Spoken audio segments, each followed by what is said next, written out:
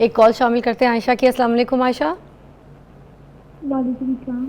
کیا پوچھنا چاہیں گی ہمارے معزز مہمانوں سے؟ جی میرا سوال یہ ہے کہ رات کو جب میں سوتی ہوں نا تو مجھے لگتا ہے کہ میرے جسم کو کسی نے بہت زور سے پکڑا ہے اور ڈراونے خواب بھی آتے ہیں، تو پھر میں اٹھ جاتی ہوں ڈر سے۔ تو اس کے لیے مجھے کچھ وظیفہ بتا دیں۔ کتنے سال کی ہیں آپ؟ میں 25 سال کی ہوں۔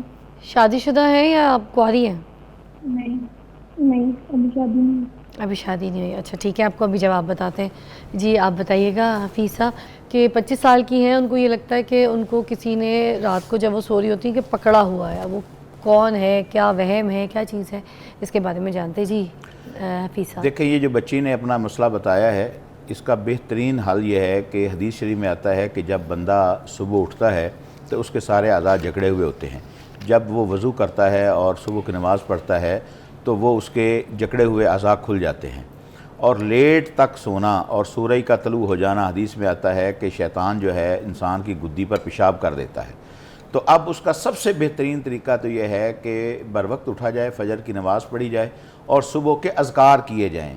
جب ہم لیٹ تک سونے کی یہ عادتیں ہمیں پڑ گئی ہیں اور لیٹ اٹھتے ہیں اور سورج جو ہے وہ طلوع ہو جاتا ہے، تو آپ یوں سمجھیں کہ شیطان کی ہمارا جسم اماجگاہ بن چکا ہوتا ہے۔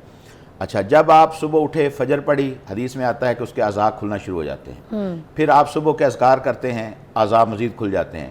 پھر لا الہ الا اللہ وحدہ لا شریک لہ لہ الملک ولہ الحمد وہو علی کل شیء قدیر، اگر یہ 100 مرتبہ صبح پڑھ لیا جائے، اس کا سب سے بڑا آسان یہ علاج ہے۔ 4 اس کے فائدے ہیں۔ ایک فائدہ یہ ہے کہ حدیث میں آتا ہے کہ 100 گناہ اللہ معاف کر دیتا ہے اس کو پڑھنے سے، 100 اللہ نیکیاں عطا کر دیتا ہے، 10 غلاموں کی آزادی کا ثواب ملتا ہے، یعنی ایک غلام لے کے آزاد کرنا کتنا بڑا اجر کی بات ہے۔ صرف یہ لا الہ الا اللہ وحدہ لا شریک لہ یہ پڑھنے سے 10 جو ہے وہ غلام آزاد ہو جاتے ہیں۔ اچھا، اب پھر صبح سے لے کر شام تک کوئی شیطان اس کے قریب نہیں آ سکتا۔ یہ 4 فائدے ہیں لا الہ الا اللہ وحدہ لا شریک لہ الملک والحمد وہو علی کل شیء قدیر، اس طرح سے پڑھ لیں اس کو بچے پڑھنے کے۔ اور رات کو یہ بچی بالخصوص کوشش کرے کہ وضو کر کے عشاء کی نماز پڑھ کے اس کے بعد وضو کے ساتھ ہی سوئے، دائیں رخ پر سوئے، اور سونے کے اذکار آیت الکرسی وغیرہ اور اللہم بسمک اموت و احیا پڑھتے پڑھتے سوئے، انشاءاللہ تعالیٰ برے خواب ختم ہو جائیں گے۔ دیکھیں، برے خواب ہی آپ سٹارٹنگ پوائنٹ ہے جادو کا، ٹھیک ہے، جنات کا۔ آپ ابھی سے علاج شروع کر دیں۔ ابھی یہ غیر شادی شدہ بچی ہے، اور آگے جا کر خدا نہ خواستہ اسی حالت میں اگر شادیاں ہو جاتی ہیں، بلکہ میں آپ کو میرے ساتھ ایک واقعہ ہوا، میرے ساتھ پاس ایک مریض آتا رہا، بڑا عرصہ میں اس کا علاج کرتا رہا، دم کرتا رہا، سمجھ کچھ نہیں آتی تھی۔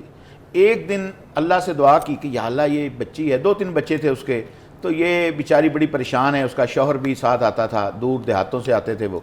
تو ایک دن اس عورت کے اندر جو ہے وہ حاضری ہو گئی۔ جب حاضری ہوئی تو پوچھا گیا اس سے، تو اس نے کہا کہ آپ کیوں مجھے ہر روز تنگ کرتے ہیں، کیوں آپ دم کرتے ہیں، آپ اس کی جان چھوڑو، بچوں والی عورت ہے۔ اس نے کہا کہ میری تو اس کے ساتھ شادی ہوئی ہے، اچھا، اور تب سے ہے جب یہ غیر شادی شدہ تھی، اور یہ ممکن ہے کہ اس وقت وہ میری بہن سن بھی رہی ہو، وہ اب بھی میرے پاس کبھی کبھار علاج کے لیے آتی ہے، مگر ماشاءاللہ ویسے وہ ٹھیک ہو گئی۔ اچھا، تو اس نے کہا کہ میری تو ان کے ساتھ شادی ہوئی ہے۔ اچھا بھئی، آپ کی کیسے شادی ہو گئی؟ جب اس کے ساتھ باقی چیزیں مکالمہ ذرا ہوا تو اب مشکل یہ آ رہی تھی کہ اس کے شوہر کو کیسے بتائیں، کیونکہ بعض لوگ ان چیزوں کو بڑا فیل کرتے ہیں، سمجھ نہیں رکھتے۔ تو خیر طریقے سے میں اس کے شوہر کو بھی بتایا، اور پھر خود انہوں نے اب اس علاج کی بتایا۔ شوہر سے بھی شادی ہو گئی تھی، اور اس کی مطلب اس کے شوہر کو تو اس بات کا علم نہیں تھا، جن نے حاضر ہو کر کہا کہ اس لڑکی سے تو میری شادی ہے، اور بڑی پرانی ہے، جب یہ ابھی اس نے اس خامد سے شادی نہیں کی تھی۔ پھر اس نے خود اس کا علاج کیا بتایا، اس نے کہا کہ جب میرا اس کے اوپر اثر زیادہ ہوتا ہے تو اس وقت یہ اپنے گھر میں اذانیں دیں۔ جب اذانیں اس کے گھر میں دی گئیں تو وہ الحمدللہ اس کی جان چھوٹ گئی۔ تو یہ شرارتیں، اس طرح کے اثرات، یہ ساری چیزیں یہاں سے سٹارٹنگ پوائنٹ خوابوں سے شروع ہوتا ہے۔ نہیں، مگر میں آپ کو بھی چاہوں گی اس میں آپ الیبریٹ کریں کہ کیا جنات شادی کر سکتے ہیں؟ ان کی شادی جائز ہے؟ اگر وہ انسانوں میں سے کسی لڑکی سے شادی کر لیں تو کیا از دیٹ جائز؟ یہ دین کیا کہتا ہے ہمارا؟ سورۃ الرحمن میں یہ آیت ہے لم یطمثہن انس قبلہم ولا جان، کہ یہ حوروں کے متعلق کہ ایسے ہیں کہ جن کو انسانوں نے بھی نہیں چھوا اور جنات نے بھی نہیں چھوا، انسانوں اور جنوں نے چھوا، لم یطمثہن انس قبلہم ولا جان، اس سے پتہ چلتا ہے کہ یہ باقاعدہ یہ شرارت کرتے ہیں، یعنی کردار کے مسائل میں شادیوں، جب ان کی بھی نسل ہے تو وہ یہ آپس میں شادیاں کرتے ہیں، تو آپس یہ میں انسان کے ساتھ بھی کر سکتے ہیں آپس اور یہ میں جائز شادی ہے؟ دیکھیں آپس کی شادی تو جائز ہے، اور جو انسانوں کے ساتھ ہے وہ کوئی شادی کا اس طرح جواز نہیں ہے، کیونکہ وہ الگ مخلوق ہے، ہم ایک الگ مخلوق ہیں۔ ٹھیک ہے۔ ہاں، اس کی وجہ یہ ہے کہ جو شادی کا پروسیجر ہے اس میں تو باقاعدہ حق مہر ہے، گواہ ہیں، اس کا پورا پروسیجر ہے، انسان اور جنات میں کوئی شادی کا کوئی تعلق، کون اس کا گواہ ہے، ان کا گواہ کون ہے؟ میرے خیال میں ان کو گواہوں کی وہاں ضرورت نہیں، وہ شرارت ہی کر رہے ہیں، البتہ بچے نہیں ہو سکتے۔ اچھا، ایک بریک کے بعد آتے ہیں، اسی کو ہم یہیں پہ بریک لیتے ہیں، ڈسکس کریں گے واپس آ کے کہ کیا جنات میں سے جنات انسان کی کسی لڑکی سے، خاتون سے شادی کر سکتے ہیں؟ کیا وہ جائز ہے؟ دوبارہ اس پہ الیبریٹ کرتے ہیں۔ ہمیں حفیظ صاحب نے ایک واقعہ سنایا کہ ایک جنات جو تھا اس نے کہا کہ اس خاتون کی جو شادی ہو گئی ہے اس سے تو بہت پہلے جب یہ کنواری تھی تو اس سے میری شادی ہو گئی ہے، تو we just want to know about it, کیونکہ اب بہت سے سوال جب ہم بات کرتے ہیں تو بات میں سے سوال نکلتے ہیں، تو ہمارا کلیئر ہونا ضروری ہے۔ تو میں یہ جاننا چاہتی ہوں کہ کیا یہ شادی جائز ہے کہ انسان کی بچی ہو اور جن کا بچہ ہو اور ان دونوں کا آپس میں نکاح، ان کی شادی، کیا یہ جائز ہے، ہو سکتی ہے؟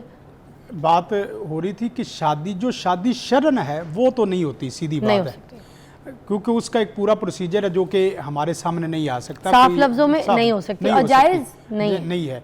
رہا مسئلہ یہ کہ شادی جیسا یہ جنات عمل کر سکتے ہیں یا نہیں کر سکتے، وہ کرتے رہتے ہیں جیسا کہ انہوں نے بھی بتایا، اور ہمارے سامنے بھی اس طرح کے 20 کیسز ایسے آتے ہیں۔ میں واضح کہنا چاہتا ہوں، جن بچیوں کو جو مرگی کے دورے کے نام پہ، اگر مرگی کے دورے کی میڈیکلی کوئی ریزن نہیں ہے، میڈیکلی کوئی وجہ نہیں ہے اور جناتی ہے، تو اس میں اکثر طور پہ یہی ہوتا ہے کہ وہ شادی جیسا ہی عمل کر رہے ہوتے ہیں بچیوں کے ساتھ۔ اچھا، یہ معاملات، اور بعض دفعہ تو ایسا بھی ہوتا ہے کہ یہ تو ہم اپنے سامعین ناظرین کو سیدھی بات ہے کہ ہماری مائیں بہنیں بیٹیاں ہیں، ہم ان کو مسئلے کی وضاحت کے لیے کچھ بتا رہے ہیں کہ اس میں حیا یا استحیاء والی بات نہیں۔ بعض دفعہ ایسا بھی ہوتا ہے کہ جیسے میاں بیوی آپس میں ملتے ہیں اور میاں بیوی ملنے کے بعد ان کا آپس میں صبح غسل کی حالت ہوتی ہے، ایسے بھی حالت ہو جاتی ہے۔ مجھے کئی ایک خواتین کا اس طرح کا میسیج بھی اور اس طرح بات بھی ہوتی کہ حفصہ بھی اس کا اب کیا کیا جائے۔ وہ جو کہتے ہیں جن عاشق ہو گیا تھا، ہاں، یہ جن سب عاشق کچھ ہونا، جن کا عاشق ہونا یا جن کا مسلط ہونا یا جن کا مسلط کر دینا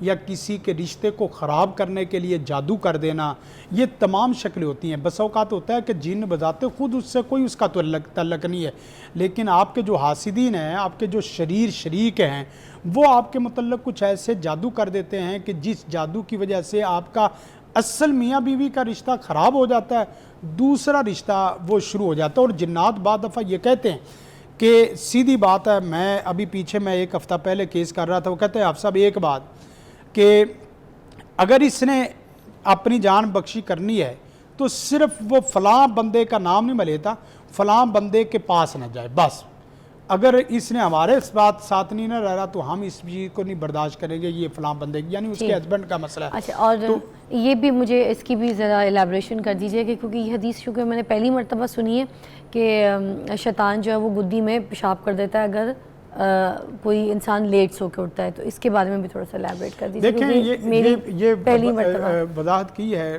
پروفیسر صاحب نے، تو یہ حدیث ہے اس طرح ہے کہ جیسے نا یہ ناک کا بانسہ ہے، اس طرح ناک کے بانسے کا بھی حدیث میں آتا ہے کہ وہاں وضو وہ کرتا ہے جس وقت آدمی وضو کرتا ہے اور ناک کو تھوڑا سا اچھے طریقے سے جھاڑتا ہے تو وہاں سے شیطان نکل جاتا ہے۔ اچھا، اسی طرح جو نا وہ اس کے گردن پہ، اس کے کانوں پہ پیشاب کرنا، یہ تو عام حدیث ہے، لیکن یہ اس وقت ہے جس وقت اس کی فرض نماز کا وقت ادا کا نکل کے قضا میں داخل ہو جائے، جیسے کوئی سورج ہے، لیکن اس سے پہلے وہ اس کے اوپر یہ اس طرح عمل نہیں کر پاتا، وہ سستی اور غفلت ہے۔ اچھا، جیسے کہ ہوتا ہے کہ اگر وہ ٹائم پہ اٹھ کے پڑھنے ادا کر دیں تو اس کا تو مسئلہ ہی نہیں ہے نا۔ پھر تو جیسا کہ پروفیسر صاحب نے فرمایا کہ اس کی گرے کھلتی رہتی، جوڑ کھلتے رہتے، حتیٰ کہ گرے جوڑ کھلتے ایک اور عمل حدیث میں آتا ہے، فرمایا رسول کائنات صلی اللہ علیہ وسلم نے جو آدمی فجر کی نماز بعد جماعت ادا کرتا ہے، پھر نماز جماعت ادا کرنے کے ساتھ ذکر اذکار میں مشغول ہو جاتا ہے، تقریباً 1 گھنٹے کے بعد آج کل تقریباً 5:34 پہ